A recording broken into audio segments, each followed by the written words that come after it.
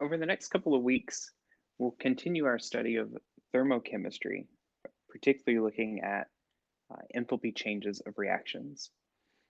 And the big question that we're looking at, the driving question, is how do we determine the delta H of a given reaction? Now, we've already talked about this a little bit. In fact, in one of the recent labs, you explored a way to determine the delta H of a given reaction, and that's calorimetry. But up to this point, the delta H's for the reactions that we've been looking at have just been given to us. And so we want to explore where those delta H values come from. And we're going to look at a couple of different ways to get those values. In this video, we're going to look at something called Hess's Law, which allows us to indirectly determine the delta H of a reaction by using delta H values of other chemical reactions. And so the big idea that we're working with is that the delta H of a particular reaction is always the same. And as that reaction is changed and manipulated, the delta H also changes in a predictable way. And we can use that to our advantage.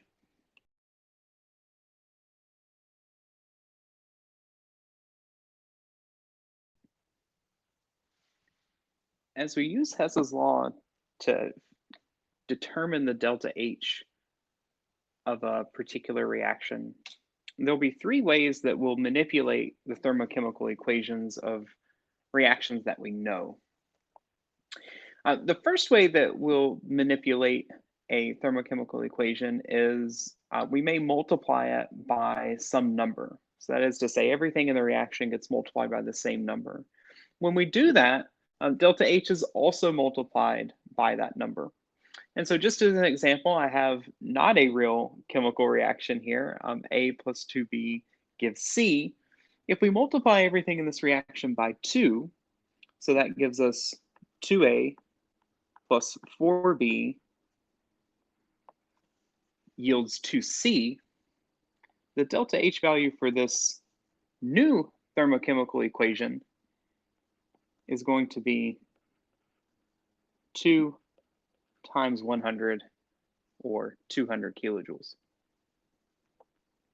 The second way that we will manipulate these thermochemical equations is we may reverse them, meaning anything that's a product we'll write as a reactant, and anything that's a reactant we'll write as a product. So rather than A plus 2B yields C, we have C yields A plus 2B. When we do that, the delta H value for this reaction has the same magnitude, so in this case 100 kilojoules, but the sign flips because the heat here has gone from being a reactant in this endothermic equation here, so it gets flipped over and now it's a product. And so it's here on the product side with A plus 2B, so a negative delta H. The third way that we will manipulate these thermochemical equations is we may add them together. Now, when you add two equations together, a few things are going to happen. First, anything that's a reactant in the two equations is going to be a reactant in your new equation. So that's A plus 2B plus C. Likewise, anything that's a product in your two equations is going to be a product in your new equation. So that's C plus 2D.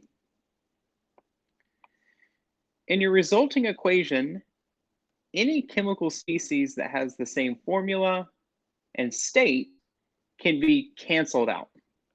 So in this case, we have a C on each side, and we can get rid of those, sort of like a mathematical equation. So you could rewrite this just as A plus 2B yields 2D. The second thing that will happen when we add these chemical equations together is we will also add the delta H values together. So this is a positive 100 kilojoules plus a negative 50 kilojoules gives us a positive 50 kilojoules.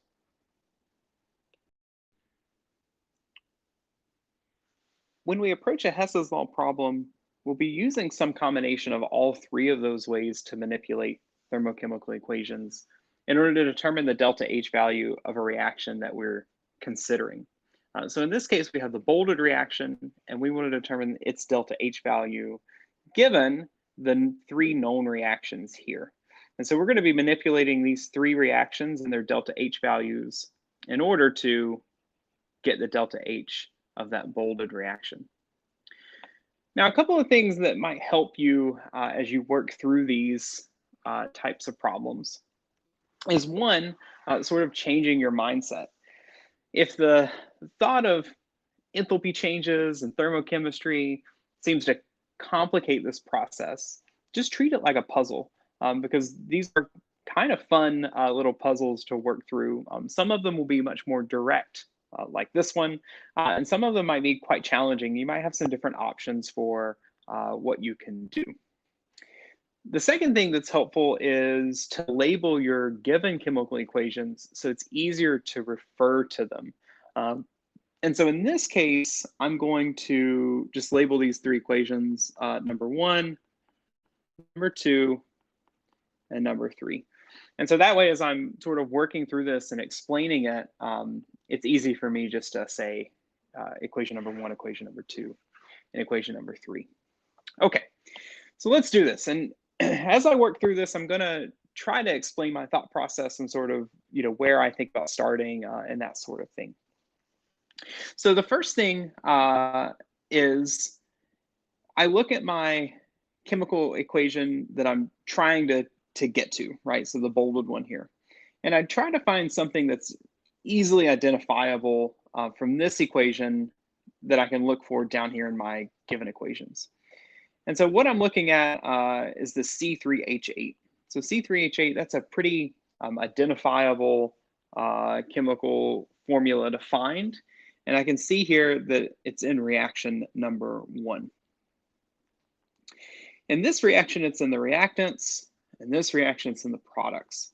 So my first step is going to be to flip reaction number one to get C3H8 to the product side.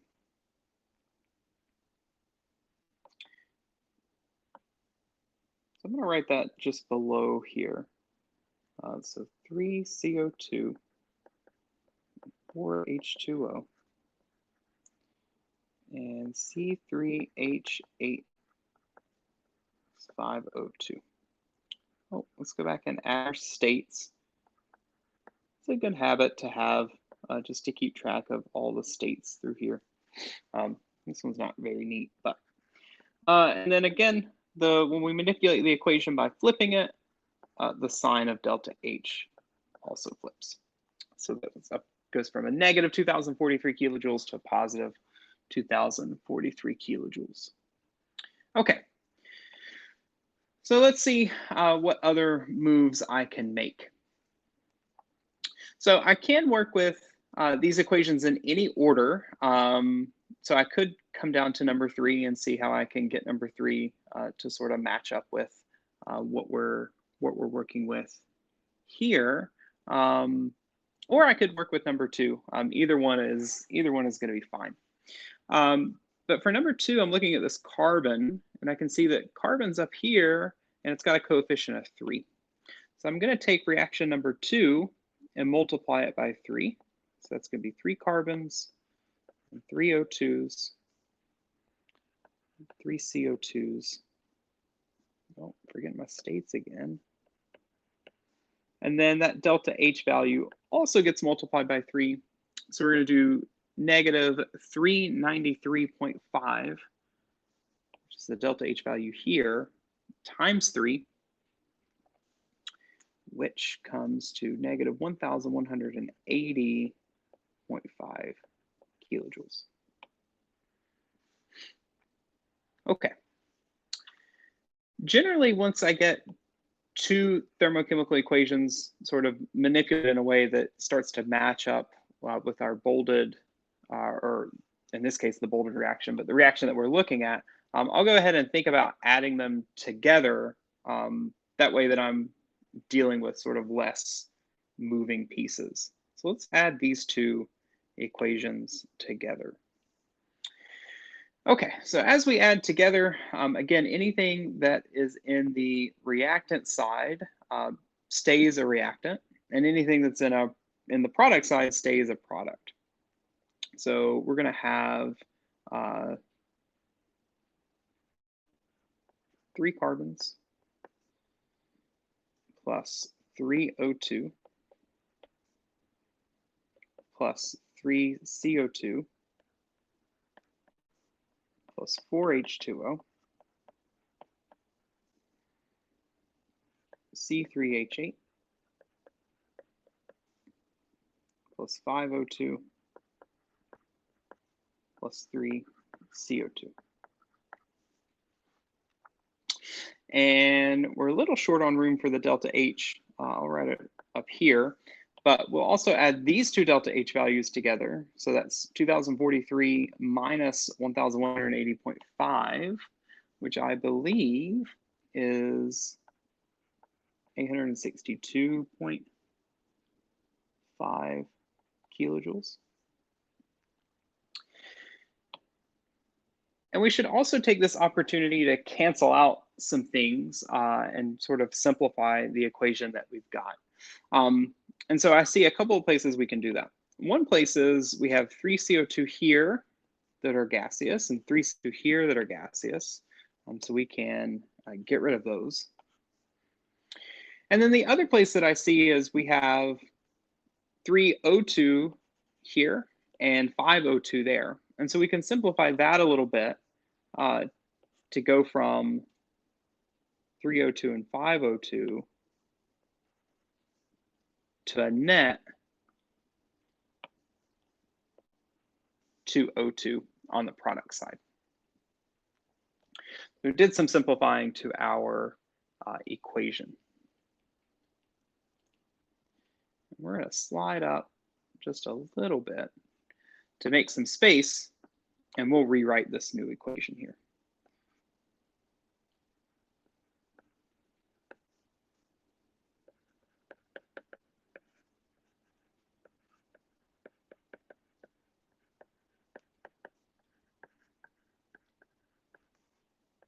We've even got room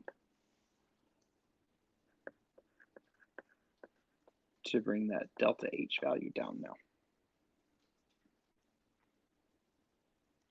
Pull it back just a little bit so we can see our bolded reaction, what we're working towards. Okay. So we've used reaction 1, we've used reaction 2. Now let's see what we can do with reaction 3.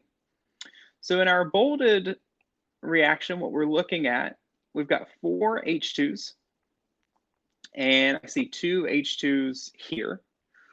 So that sort of hints that maybe we'll multiply this by 2. Another thing that I'm looking at is I don't have any water in this reaction, but I do have a water here in our new chemical equation.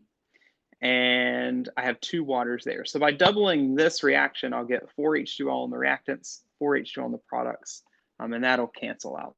But we're getting ahead of ourselves a little bit. So let's go ahead and multiply reaction number 3 by 2. So that's going to be 4 H2, 2 O2, and 4 H2O. And then the delta H will be negative 483.6 times 2, which is negative 967.2 kilojoules. And then once again, we're going to add these 2 reactions together. And this time I'm going to do the canceling sort of before I write out the added equation. If it's helpful to write out the added equation and then look at the canceling like I did here, feel free to do that. But sometimes we can just sort of look and see what's happening. So here's my 4 water and 4 water. And then I've also got 2 O2 here and 2 O2 there that'll cancel out.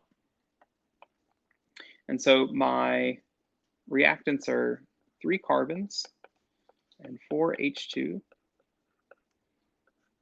And my products are, or just is, excuse me, a C3H8 And then we also add our delta H values together. So the resulting delta H, what we were looking for, is positive 862.5 minus 967.2, and that's 104.7 kilojoules. And that is the answer we were looking for. Now, before we go on to the next example, I want to point out a couple of things that maybe you didn't notice that I think really do make a difference as you're sort of working through these problems. I think the trickiest thing that you'll find with the Hess's Law is staying organized.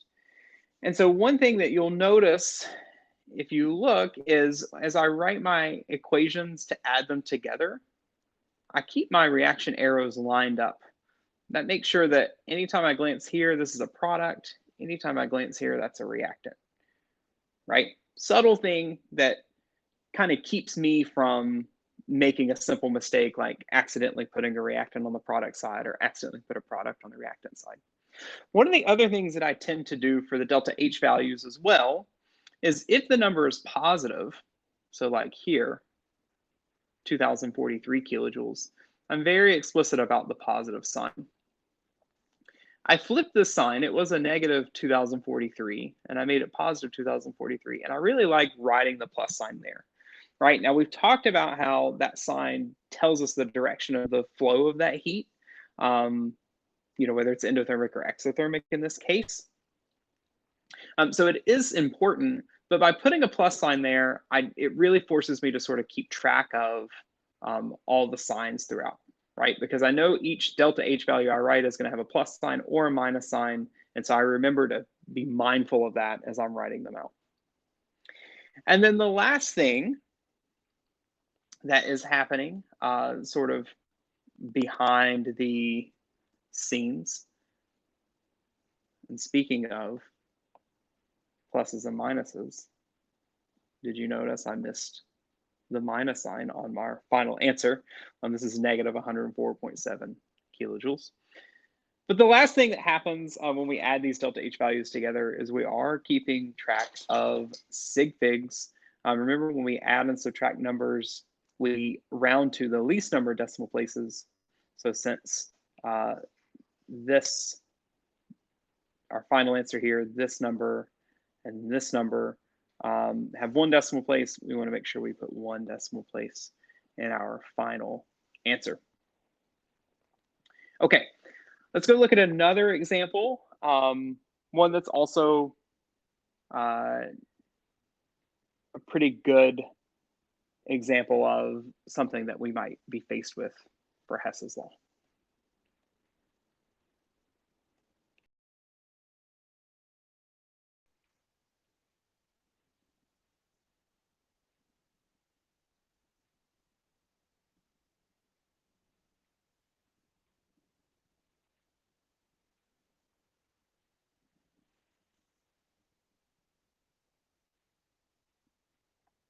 Okay, here we have a new reaction that we're looking for a delta H for, and then 3 new thermochemical equations to work with.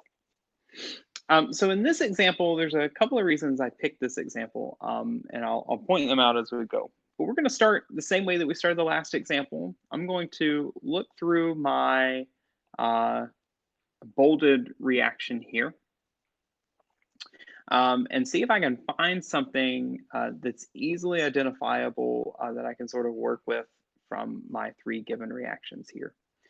And so generally, again, when I do that, I'm looking at like reactants and products. And so here, I see we've got a 2SO2, and here I've just got an SO2. So that means that I should multiply this reaction by 2. Once again, I'm going to go ahead and label our 3 thermochemical equations 1, 2, and 3, so it's easier for me to name them. But I'd also like to point out here that you might say, well, there's a CS2 here and then a CS2 there. So I could start by flipping reaction number 3, and you absolutely could. So there might be more than one way to get started for a Hess's Law problem. But in this case, I'm going to multiply reaction number 2 by 2. So that's going to be 2 sulfurs, 2 O2s, and 2 sulfur dioxides. My delta H is going to be negative 296.8 times 2, which will be negative 593.6 kilojoules. Okay, so reaction number 2 multiplied by 2, done. What else can we do? Well, I'm looking again at the products here. So I've got my 2 sulfur dioxides, but I also see a carbon dioxide, and there's a carbon dioxide here. This carbon dioxide has a coefficient of 1. This carbon dioxide has a coefficient of 1, and it's the only place that it shows up in our 3 thermochemical equations. So the next step that I take here is I'm going to leave reaction number 1 alone. And so the reason I picked this example for us is sometimes we don't need to do anything to these thermochemical equations. Sometimes the way that they're given to us is just what we need in order to use them in our problem. So in this case, reaction number 1, I'm just rewriting it down here. I didn't change anything about it. So now I've got 2 reactions. Let's add them together. As I add these 2 reactions together, anything that's a reactant stays a reactant. We've got 2 O2 plus 1 O2, that gives us 3 O2. And anything that's a product stays a product.